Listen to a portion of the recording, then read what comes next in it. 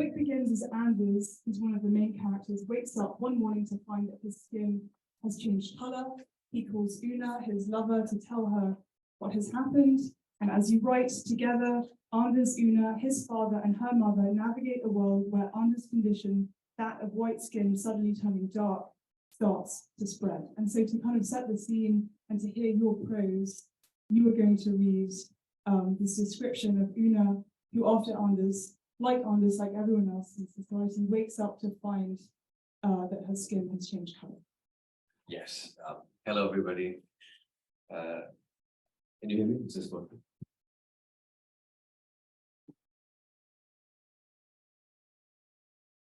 When Una changed, there was no pain.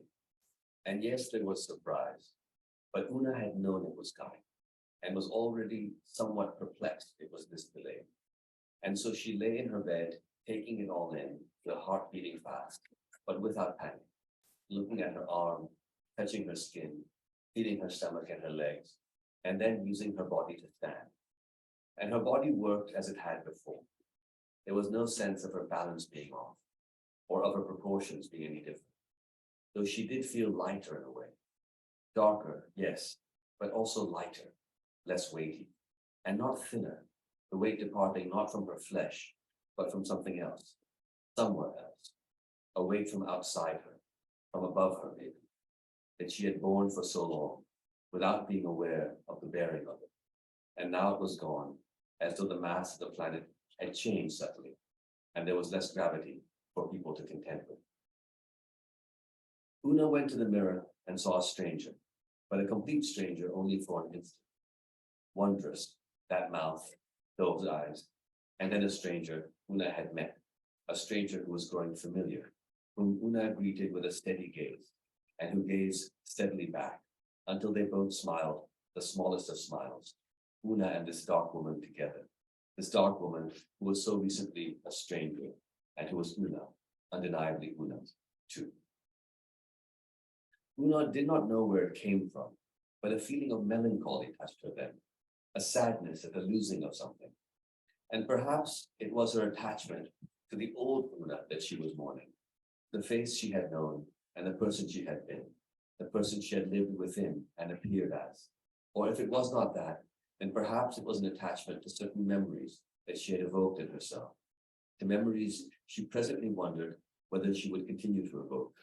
An attachment to a person connected to that person who had been a little girl once, and who had not yet lost her father and her brother, and who had not yet had to struggle to keep from losing her mother.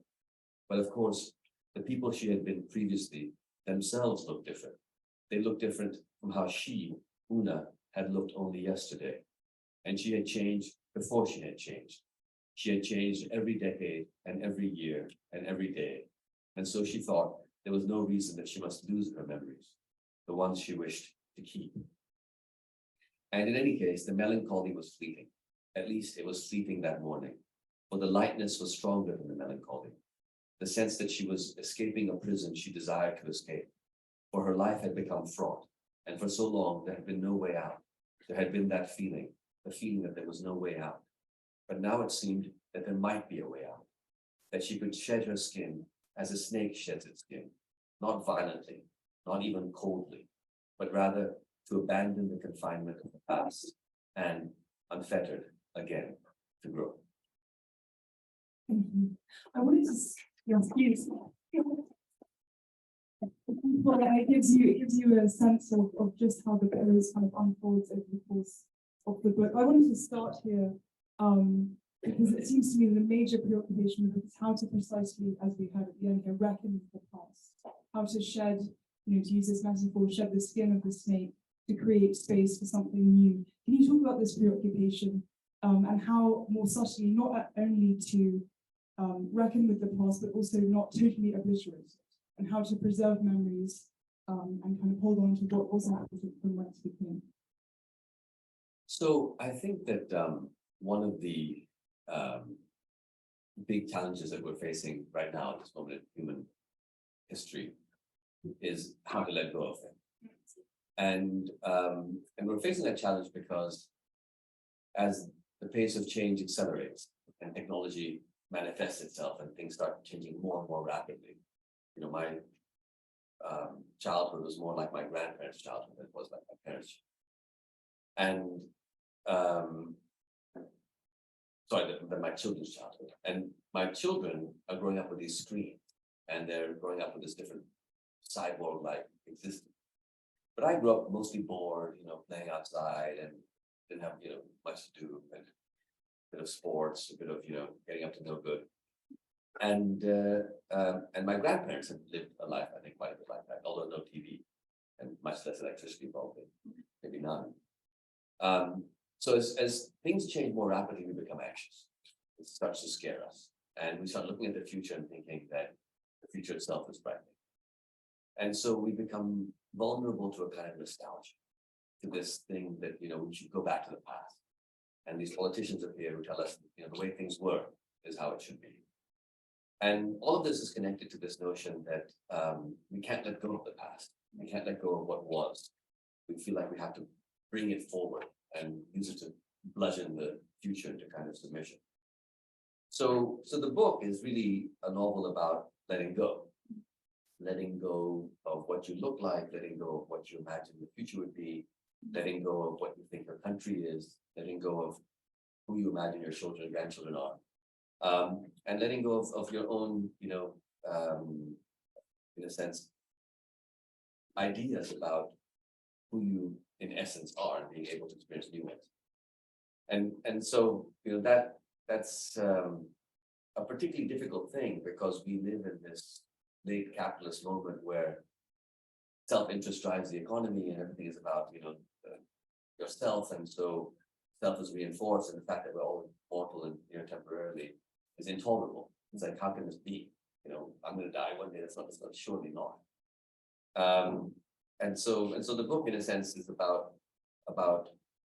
all of those sorts of deaths. You know, the death of a loved one, the death of a way of life, the death of a vision of the future, and how it's still possible, despite that, to find a kind of optimism and a sense of beauty in the present.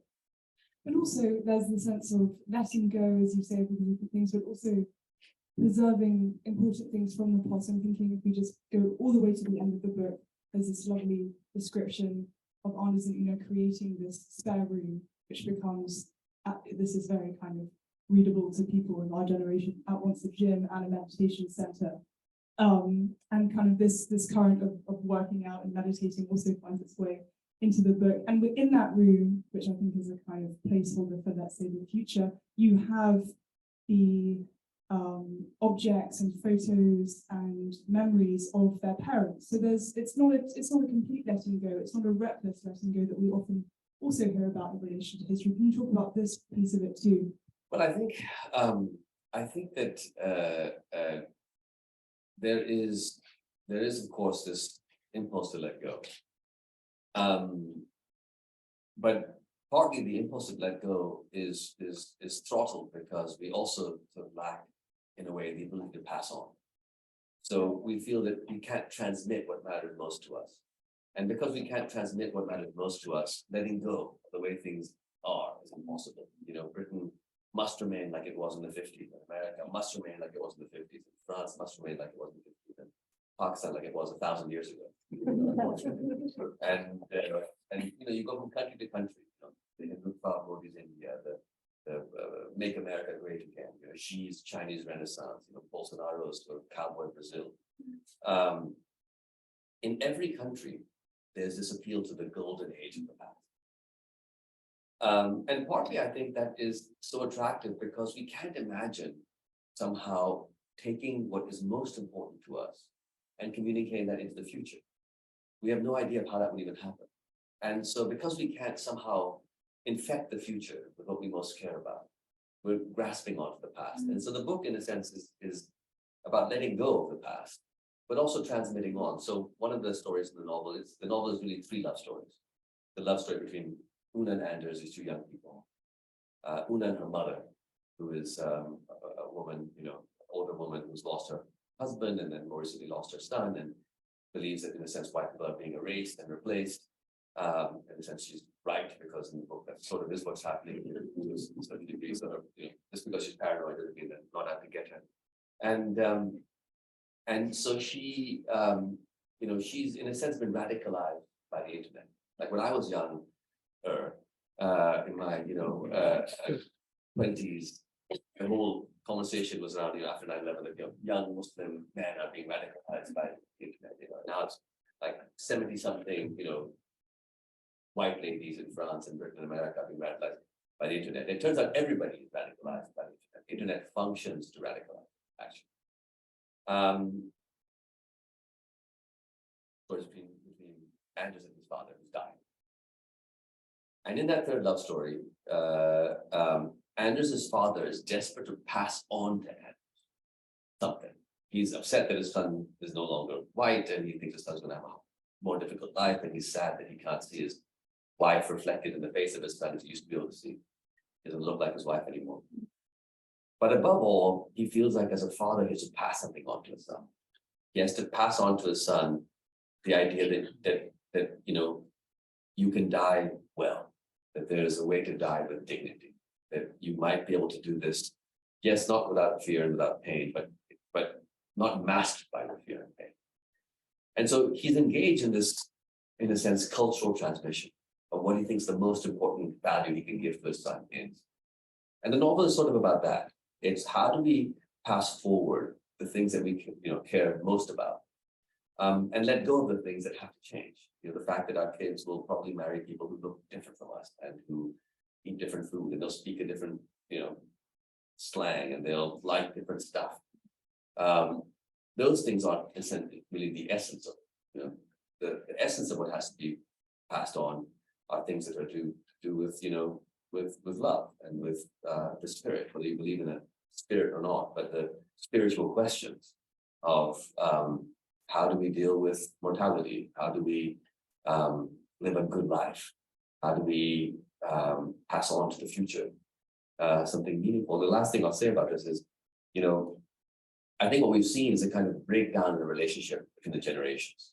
There's a generational compact throughout human history where the older generation is supposed to leave or try to leave a better world for the younger. And the younger ones are supposed to love and respect the older. And we see that completely collapsed. We see older generation that's bequeathing debt and a despoiled environment and rampant inequality. And we're seeing a young generation that sort of says, you guys are a bunch of idiots. And that breakdown, in a way, of the intergenerational romance is something that the book is trying to look at, because I think we sort of have to figure out how to fix that if we're going to fix the rest. I wanted to highlight this decision that you made between, so I had said preservation and you very quickly said passing on, and I think it's really telling that you use that word because it finds its way, it seems to me, into the form of the novel itself, in the sense of preservation is fixed, stagnant, controlling, passing on is flowing, moving, shifting. Can you talk actually about the sense of movement and also the form that you chose to write in? Because in the passage that you just read, you might have heard this or not, but you certainly will when you read it. There were four full stops, and there's this it's a Proustian-like phrases. Yeah, so the book is made of these long sentences that sort of go on and on and on. And but hopefully don't go on, but that last a long time. And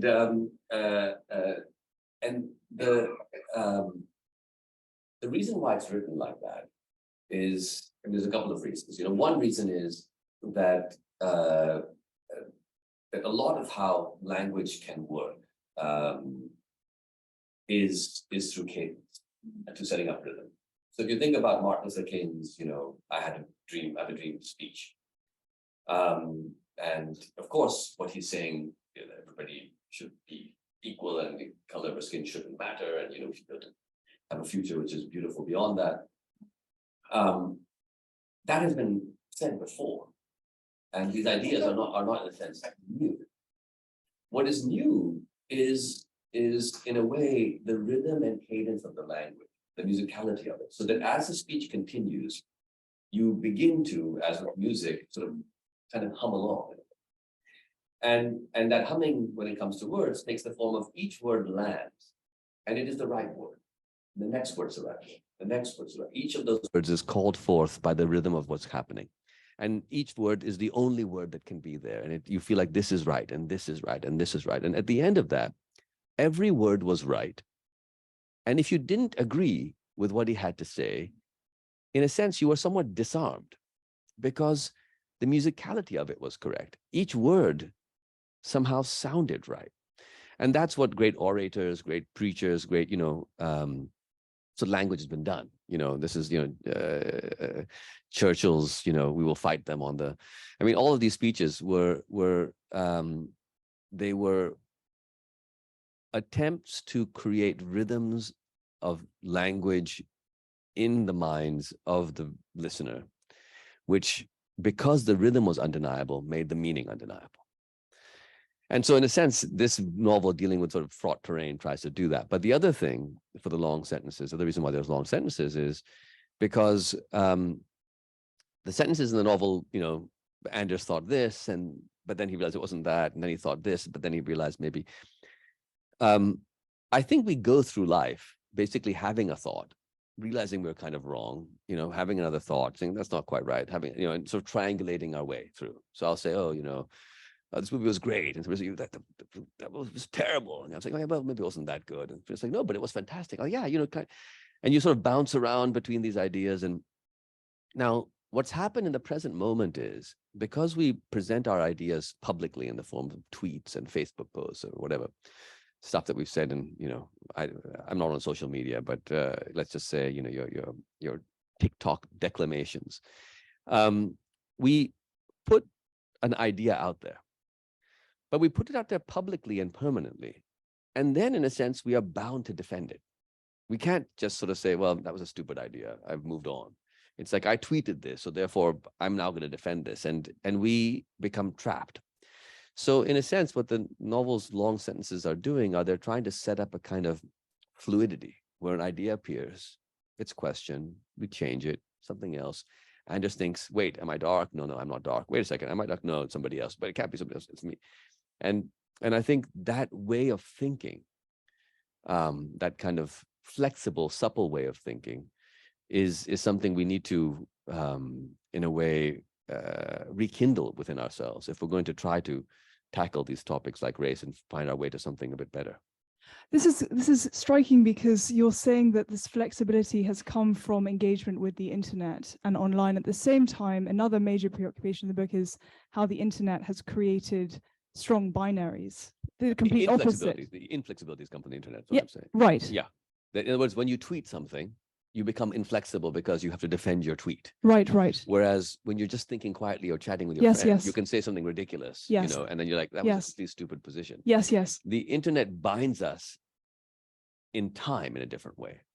We are connected to people who have died because we have their pictures, and we can post, that this is, I miss you, we're connected to what we said last week, however stupid it was, because 100 people have liked it and we've sort of defended it, and now we have to stick with it.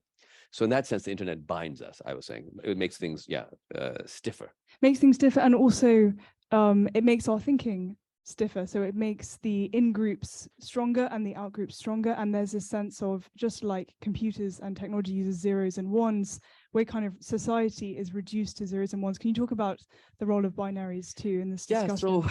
So we are having this cultural encounter as human beings right now. And that cultural encounter is with machines.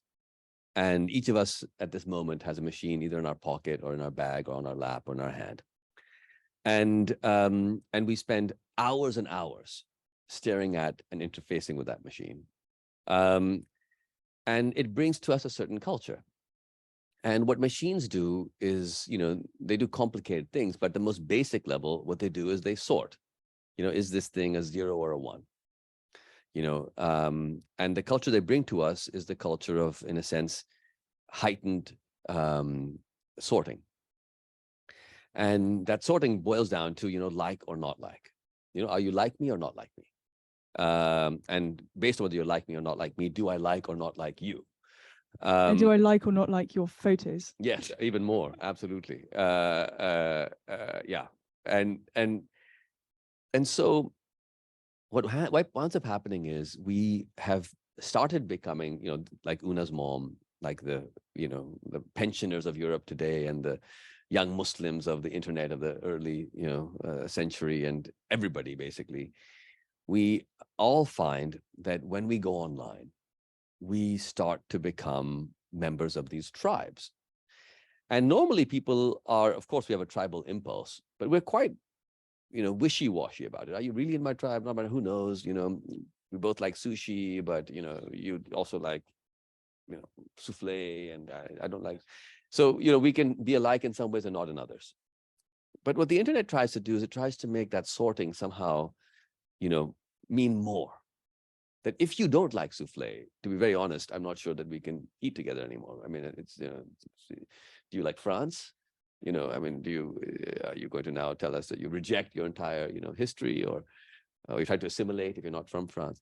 So very quickly, minor markers become important. So much so that, like, for the first time in my life, I have friends in Pakistan. Some of them like Imran Khan, some of them don't like Imran Khan. People are fighting. Some people are not speaking to each other, over something as preposterous as, like, do you like, Imran Khan or not? And same thing with Trump in America or Brexit in Britain. And, I'm sure with Marine Le Pen in France. I don't know if anybody likes McCrum anymore, but maybe somebody does, and their friends don't like them. And, it's becoming this, this thing where we are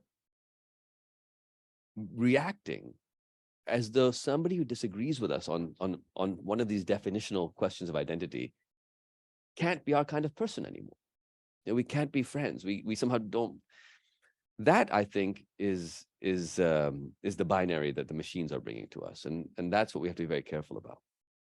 And so in the book, of course, the most obvious binary is that of race, from white to darker skin, but there are other binaries. There's that of parent and child, that of lover and relationship. Can you talk about how you found other ways to think about binaries in the book, and how also the project of literature and the project of writing, of course, complicates binary thinking? So, I mean, literature is a kind of interesting thing, and we're sitting in a library, and somehow many of us imagine that, like, reading books is something ordinary. It isn't actually ordinary at all. It's a profoundly bizarre, weird thing. So, when you watch a TV show or a movie, and those are the dominant mass-produced storytelling forms, you look, and, Brad Pitt looks like Brad Pitt, and the house looks like a house, and, the sports car looks like a sports car, and it's the world, and you're watching it. But when you read a book, right, I mean, what you're looking at is this. I mean, you're looking at a piece of wood with black ink spackled on it. It doesn't look anything like the world. And you're basically staring at a piece of wood for several hours and hallucinating, crazily. And there's people are popping into your imagination, and there's, like, smells and touches and feelings and, all kinds of crazy stuff. Where is that coming from? I think we have to sort of remind ourselves of just how strange reading is and how profoundly different it is from film and television. That reading actually isn't perhaps best understood as our main storytelling form. It may not be that any longer. Maybe it never was. But it remains, after childhood, our main way of playing make-believe. To read a book is not to watch a film. To read a book is to sit down with somebody else and to say, let's pretend to be pirates. Let's pretend to have a tea party. And as kids, we did that together. And now we do it separately. One person has some thoughts, and they put that into this book. Another person takes those thoughts and has this kind of imagination, right? This thing they make up in their minds. I had an interviewer today who said, so your novel, it's set in this American town. I said, well, actually, it's not necessarily, right? You set it in an American town, because another interviewer just asked me, this is clearly set in, like, Scandinavia, somebody else will say it's set in. What's happening there is the readers are making a book, and they imagine that it's coming entirely from the writer. They're not. So what this means, I think, for literature is that literature has a power to, in a sense, escape the binary, because when you are reading a book, you have to ask yourself a question: who are you? Right? You're not the writer. You can't be, because you're somebody else, but you're not yourself, because you're having all these weird, hallucinatory experiences. You're not the characters exactly, because they don't exist. They're just sort of there, and you're this blurred entity. You are not 0 or 1 or even 0.5, right? You're like Q, X. You're outside the domain of writer and reader, you and me. You're in some very bizarre other place. And I think that's, for me, very interesting, because in a world that's dominated by binaries, it's increasingly dominated by binaries, literature has the potential to blur things again in a very fertile way. And it's one of the modes that we have that can give us a kind of antidote to this over-binary culture. So it's messy, it's nuanced, there's plasticity involved. And in this article that I was referring to, where you talk about the binary and talk about this particular point, you also talk about how you as the writer found relief too in setting aside your identity and entering into these new fictional worlds that you've created, that you continue to create. But I wonder how you put that discussion, what you've just said, in kind of conversation with the trend of autofiction and every writer having to declare their first person point of view and caveat from which perspective they're coming from, what gender, what privilege, what race, etc. Well, so as we were saying, the reader is fundamentally creative in the instance of a novel. They're like my little boy who will watch, a film about space or whatever, some cosmic battle or the Hulk or something. And then we'll go and reenact it in his room for hours, right? He's not just watching the film. After watching the film, he is, in a sense, reading the book. He is going into that room by himself, imagining Hulk and other people and battles. And if you go in there, he sort of looks at you and tells you to get out. He's doing this thing. Kids do that, right? And adults do that when they read books. They're basically doing something like that.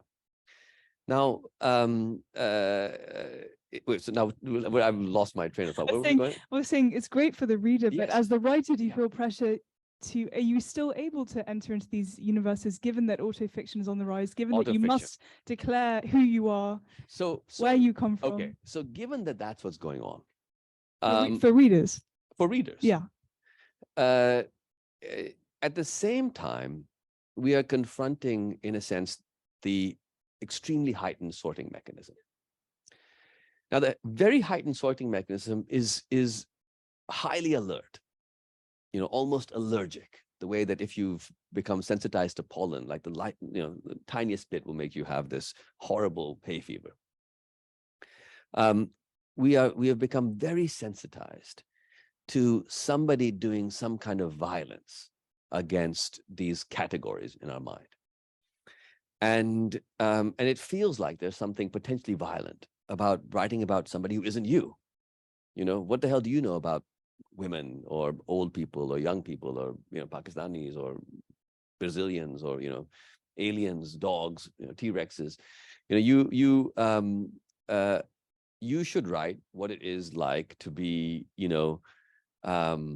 a 51-year-old cis male, brown, Pakistani Muslim novelist, with black and white beard, not much hair, and in a sense, because there we know that you are writing your thing.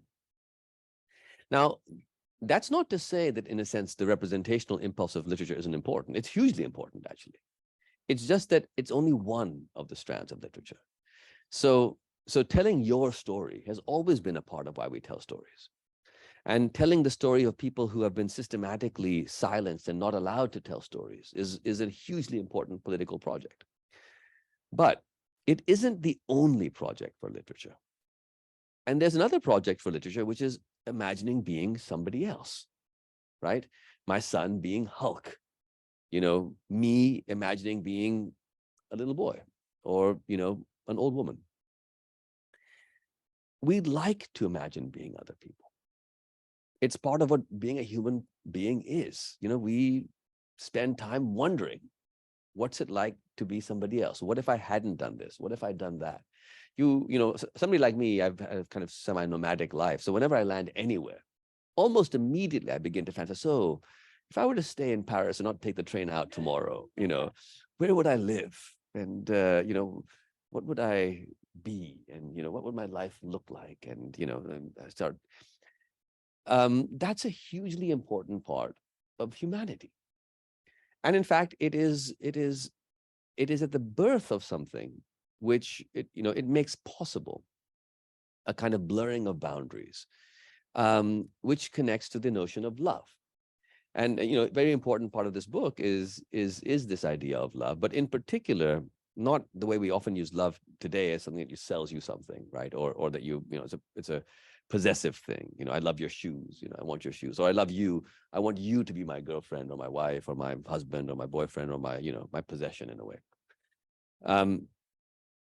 But the more interesting way of thinking about this idea of love, and the one that comes to us from, I think, a much more rich cultural tradition, is what the love that we have in every tradition, whether it's Saint Francis in the Catholic tradition, and our current Pope Francis, who in a sense believes that he, I think, is carrying on a bit of that tradition, or Martin Buber and the I Thou in the Jewish mystical tradition, or Sufi literature in the Muslim tradition, which is the one I'm most familiar with, or similar things in Hinduism, Buddhism, and non-religious traditions. These older ways, or let's say more spiritually inclined ways, because you can have conversations about spiritual matters even if you don't believe in the spirit, right? They say that love's power isn't that you get to possess something. Love's power is that you get to feel, in a way, less central to your own existence. That I don't love you because you make me less lonely. I love you because I somehow feel this desire that you should be less lonely. And the best way I can give an example of that is if you think about the love between grandparents and grandchildren. So I think of my dad and his grandkids, and they're next door. My parents live next door in Pakistan, and he's buying a bicycle, and then he's like, oh, we're gonna take the training wheels off, and maybe we can go biking around here. And and his father's his brother's passed away, his best friend has passed away, and he's an old man. And yet his relationship to the future of this child and to future in general is somehow different. Not because he thinks I'm going to be there, this kid is mine, I own them. He recognizes that he won't be there for this kid's life. But somehow the love for this child is making the future interesting, optimistic, beautiful. And so, in that way, I think this ability to and desire to imagine being other people also connects in a way with our ability to sort of fall in love with other people. Not in a possessive sense, but almost in a sort of self-erasing sense, where, wow, this person is kind of, I'll be gone, but they'll still be there. And that's amazing.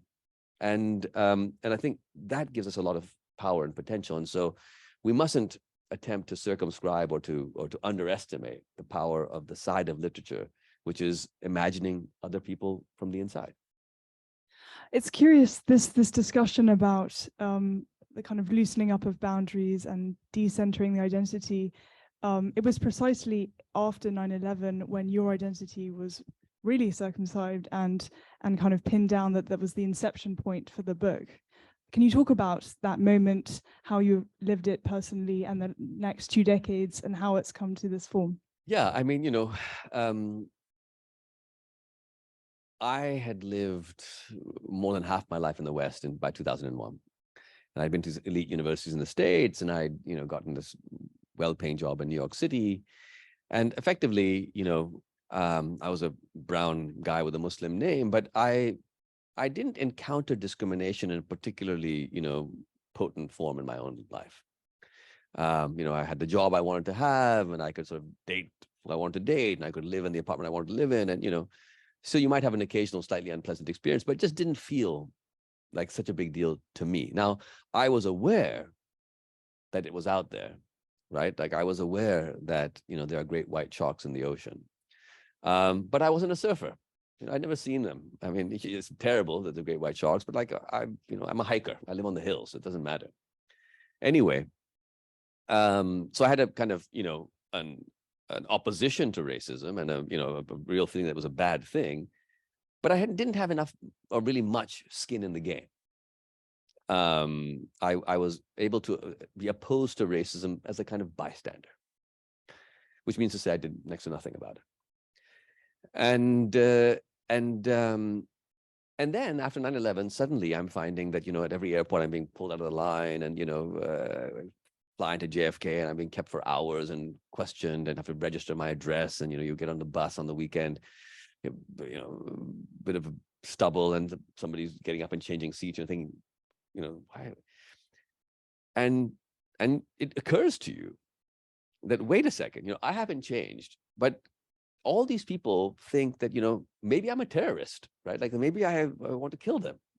I had this friend of mine who, had some police or FBI banging on his door, like shortly after 9/11. He was like petrified, like, why are you so nervous? He's like, oh, I'm not nervous. You're looking very nervous anyway.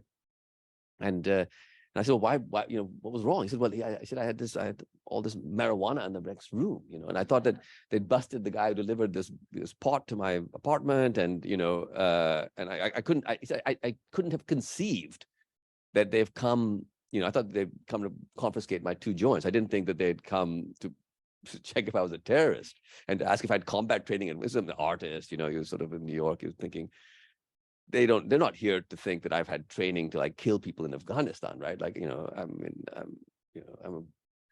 a sort of stoned designer working in like freaked out spaces. Like I'm really not in the political or, certainly the one-on-one physical combat space, So it was so far outside of his conception of what reality could be that he was just, so he thought, what could be this? Well, maybe it's the joint in the next room. And so in a sense, I think for a lot of people, what happened was you woke up and you found that you had changed. And I felt like I'd lost something. And as I thought about it, I thought, what have I lost? And I realized that I had actually lost many of the benefits of whiteness, that I hadn't been white, but I had partaken of it. In the notion of, if you think that, whiteness is sort of just getting to be a human being, you just get to be a person. Well, I mostly just got to be a person. And now suddenly I was a potential terrorist who had to convince people that, actually I'm not a potential terrorist. And for a while I wanted things to go back to how they were. And then I started thinking, why do I want them to go back? I was completely complicit in this system. I've now been alerted to the fact that the system exists. I want to go back to a situation where it affects other people, but I'm kind of, once again, outside that's a pretty ridiculous thing to want. Now that I see it, I should probably not want to go back to how things were, but I should be looking for it, a bit more closely and not participating in it as comfortably. And so in a weird way, Anders, who wakes up dark one day, is on an emotional journey that isn't completely different from the emotional journey that I went on. Obviously, there's very big differences, but something of that feeling that he has is something that I felt I wanted to write about. And that, in a sense, as a writer, we give ourselves permission to imagine things, right? You can do whatever you want, but you have to give yourself permission to do it. And I think that post 9/11 moment, in a way, allowed me to give myself permission to imagine what it was like for Anders to wake up one day and be dark. And then, of course, where he goes and what happens to him, it's not my story. It's not like, well, Anders is basically me. He's very different. But in the same way that, having a child or losing a loved one gives you potentially permission to imagine other people having a child or losing a loved one or being somebody's son or being somebody's daughter. I think that was my way into the book. And can you talk, I'm looking at the time and we'll turn to audience questions momentarily, but can you talk about Anders, it's not as if there's a kind of trajectory, but his relationship to his darkness evolves. There are moments of self-loathing, there are moments of trying to hide himself, there are moments of kind of ambivalence, relief as other people turn dark around him. Can you talk about all of the emotions that find... Anders, first of all, as he sees this, he's shocked and he's sort of horrified, he's sort of angry at this feeling that something has been snatched from him, like he feels this weird rage, and he sort of hopes it just goes away, and he sort of, tries not to see people, and then he shows himself to Una and hopes that she'll say, "Oh well, okay, you're basically the same. You just look a little bit." And she's like, she says, "You don't look anything like what you used to look like. You're a completely different person." And then he goes to work, and and he's trying to reassure, but I'm still the same. But he finds that act of reassuring people that he's still the same doesn't feel very natural. He tries to sort of act white. And then he realizes that acting white is kind of the opposite of being white. If you have to act, you aren't. And he starts feeling uncomfortable, making people uncomfortable. Like, why is he? What is this guy doing? He's not. And he discovers that although, of course, he is the same person, when people look at you, it shapes who you are. And in fact, after a while, he isn't the same person. Now that he's encountering being looked at in this way, now that he is seeing the kind of suspicion that he evokes, now that he sees his own discomfort in trying to do things to make people not suspicious of him, he can't unsee that stuff. He can't be the old Anders. He's going to become a different person. And so Anders, in a sense, changes.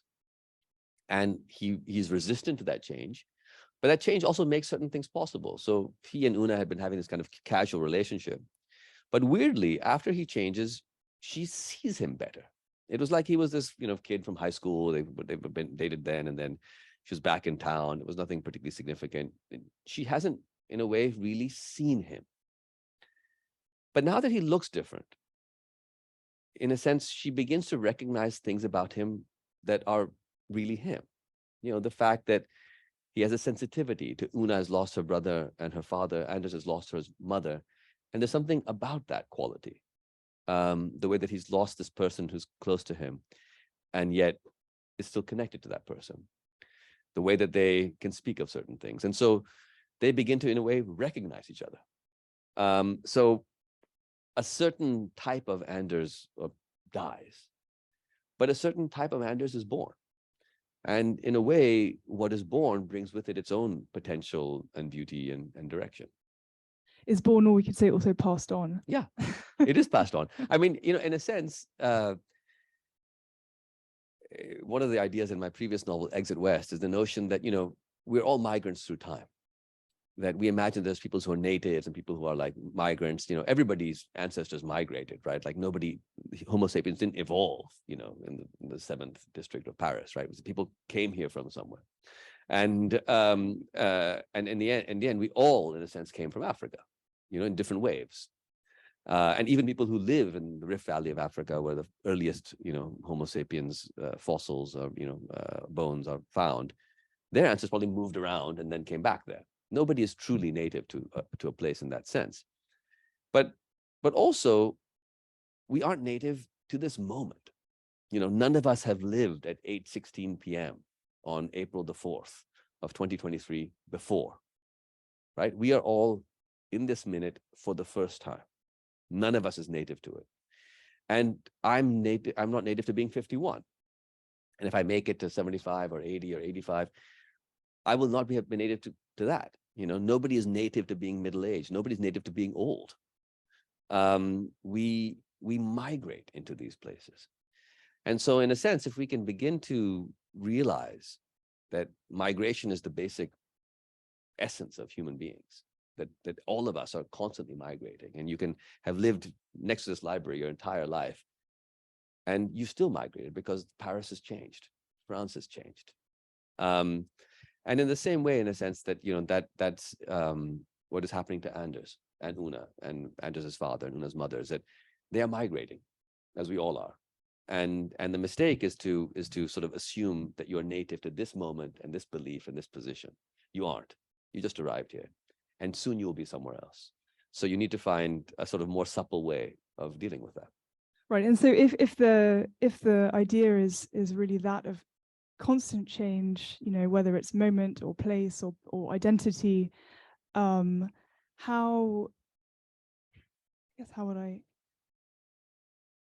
put this? I think,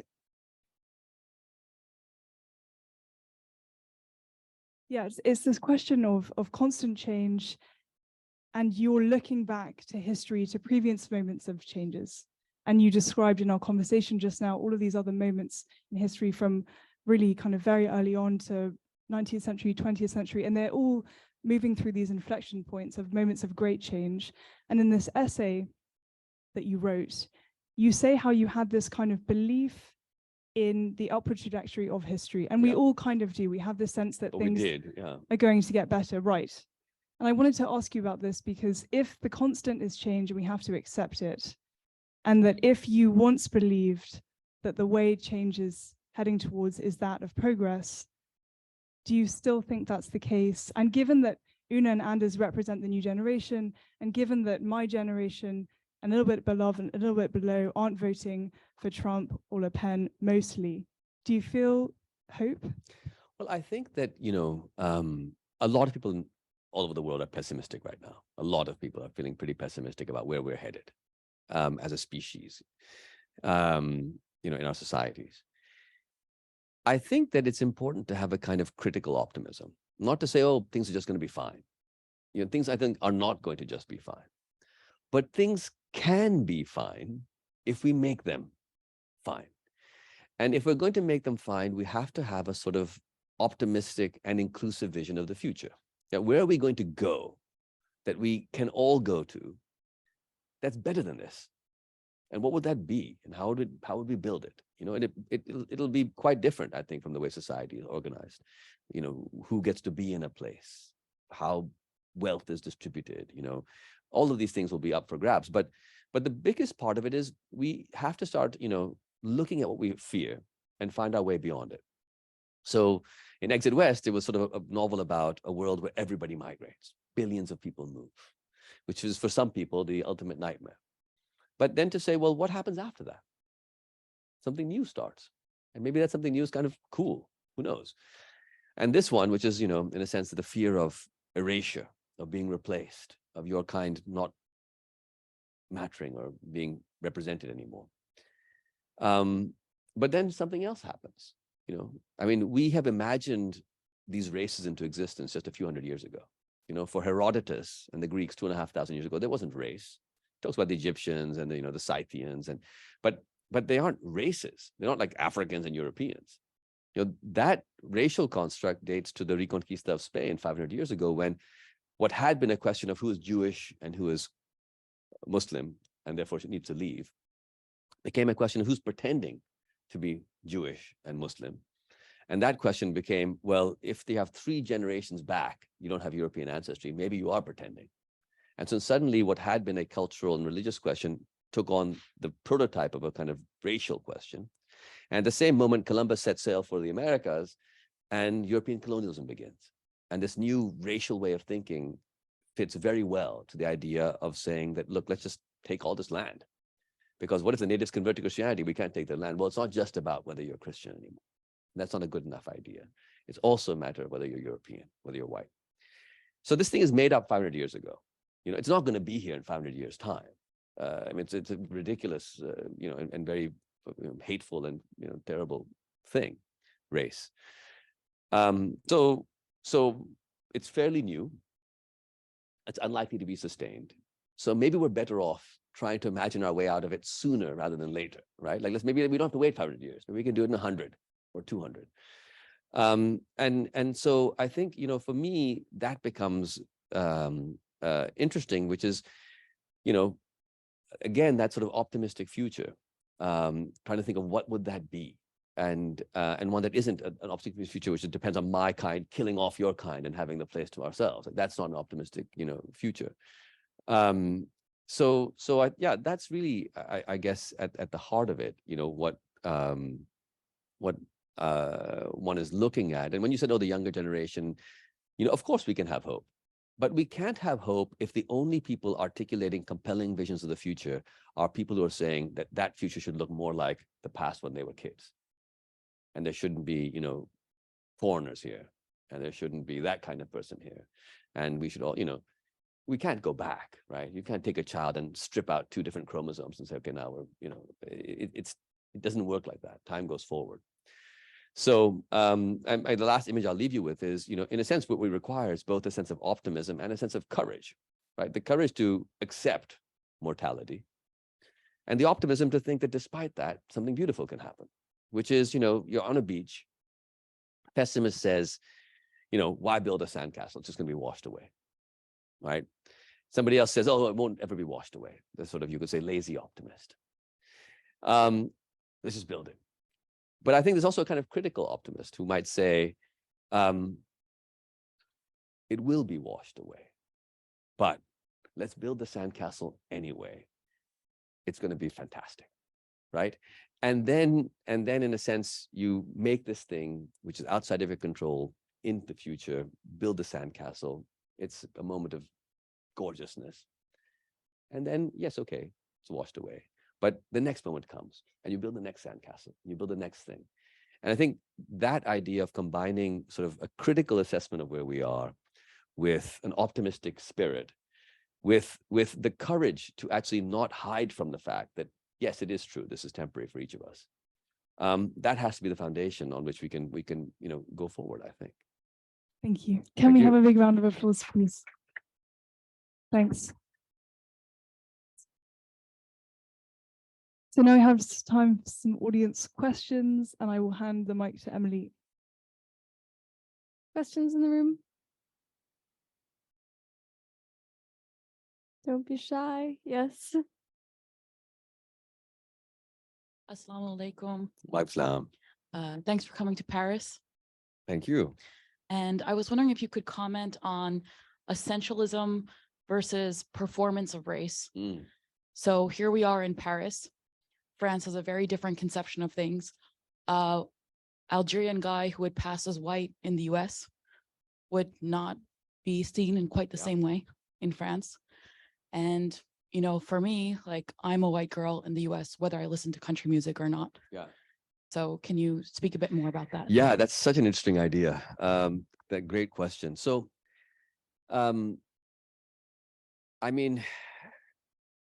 leaving aside essentialism, right? Because I think essentialism is this tricky thing. What is our racial essence as individuals? I mean, who the hell knows? You don't have to believe race is real to believe that race has a real impact on the world, right? Like, you don't have to believe somebody else's religion. If they believe their religion and they kill you because of it, it's real enough, right? So if you leave that part of it aside, there is the question of the performative aspect, which I think is the heart of what you're asking. I think that we experience life as social animals with a performative relationship to race. Am I acting Pakistani enough or not Pakistani enough? Are you acting this? Are you acting that? And then you meet somebody else. Do you act, how are you supposed to act in that thing? And then what are your views on issues? And, do you say what you think they need you to say? Do you say what you really think? Do you just say, I don't know? And we get tied up in knots, both in performing our own concept of race, and in performing our reactions to race. And that's why I think kind of books are interesting, because when you read a book, you're not performing, actually. You're sitting there all by yourself. Nobody can see what's going on in your head. And you're having these feelings and reactions. And I think it's a space in which we get to experience race without the requirement of performance in the way that we experience in so much of our lives. So, if you find that you hate Anders, or you kind of like Anders, or you sympathize with Anders, or you don't sympathize with Anders, or or all of the above, right? In a way that might be difficult to do in conversation with people who, you don't know, of different quote unquote races. In a book, you get to sort of try on those ideas all by yourself. You get to sort of slip into other people's skin. You get to have reactions to things. You get to ask yourself, is this the right reaction? Is it wrong? Who knows? I think to a certain extent, we're all trapped by the performative aspect of race. And so therefore finding ways for us to meaningfully encounter it without the performance is important. Now, it's very hard to find those ways. You might say, well, maybe you're performing even as a reader. You're thinking, what am I supposed to think about this book? How am I supposed to feel about it? And that's certainly true. But I do think that that as a reader, we get to encounter things unobserved, and that's very useful. I think we get to try on different ideas and ways of seeing things. That's how I would, I guess, respond to what you're saying. Thank you.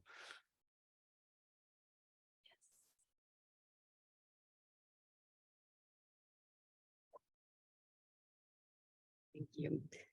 Sort of in relation to that, actually, just more of a question about your process as a writer. When you were like going through this experience with Anders and Una, like, are there any sort of deleted scenes? Like, did you ever like go somewhere and be like, oh God, no, that's not it? Did you always know kind of where it was going to be? And then you just sort of journeyed with them? Did it ever get anywhere like super duper dark and then you came back? I mean, I think parts of it are fairly dark. I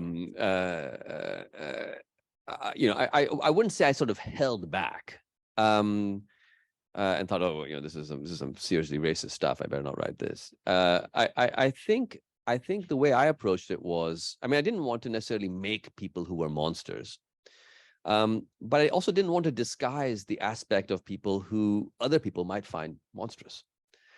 So I tried to write each character from an interior position where they, in a sense, got to be the hero of their own narrative. And the audience could decide whether they think that narrative is, deeply messed up or sort of interesting or, whatever. And so part of the way I did that was I didn't allow myself to have any character who begins the novel, non-white, have any real role. And some people say, oh, you have no people of color in your novel. What's wrong with this? And all my other books are almost entirely populated by people of color. So it's not that I forgot, it's that in a way, when I wrote my second novel, The Rotten Fundamentalist, I wrote a novel where a Pakistani guy meets this American guy in a bazaar, and they have this very tense encounter, and we never get to hear what the American says. It's a conversation, but we only hear one side of it. And that's very destabilizing for the reader. The reader has to sort of figure out, what do I make of this? What's the American actually saying? Can I trust this guy? In the same way, in The Last White Man, there's one very brief scene where Anders speaks to the cleaning guy, which is just really meant there just to sort of remind us that this is completely absent from the book. In a way, the reader doesn't get somebody that you can turn to and say, okay, how should I feel about this? What is the brown or black point of view on what's going on? We don't know. We just know these four people, and we can see them. And then we have to figure out, uncomfortable as it maybe makes us, what we make of them. And some people didn't like that at all. And they said, that some people said that the book was racist towards white people, and other people said, it was ridiculously oversympathetic towards white people. And, I mean, as I say, readers sort of make their own books to a certain extent, and people made different books out of it, which is not to say that I'm blameless in writing this book, but the book, I stand by it as sort of what I intended. And it may or may not be useful to some readers. But I think that my way into it was, this book will only work if I can imagine being these people. So I wrote it like my son plays a T-Rex or the Hulk, right? Like he is that T-Rex. He comes into my study and he looks around the door and he roars, and his spit is flying off his lips, and his veins are sort of muscles are contracting on his throat, and he's staring at me with this carnivorous gaze, and he's ready to kill me basically. I'm huddling behind my computer, and he sort of looks and he conveys the violence, of the situation, and then he moves to the living room and sort of has left me behind, this terrified puddle. And he's fully committed to that. Like he's not, oh, I'm a kid pretending to be he is a T-Rex as far as he's concerned, And I tried to write Anders and Anders's father and Una's mother as best I could by trying to, be them, to imagine being them and then write them from the inside. That was really my approach. So I didn't try to like, amp up the racism here and sort of amp it down there. I just thought, look, given this starting point and this belief system, these different 4 people, how would I feel if stuff started happening? And then what happens, happens. And so you see these 4 characters who don't look anything like me, but who all in their different ways, are me, in the same way that T-Rex is my son, because they're what I imagined to being. So that was really my writing approach. It was like, you have to go all in. Like you're going to have to try to be these people as much as you can in your imagination, and then write from the inside and see what people make of that.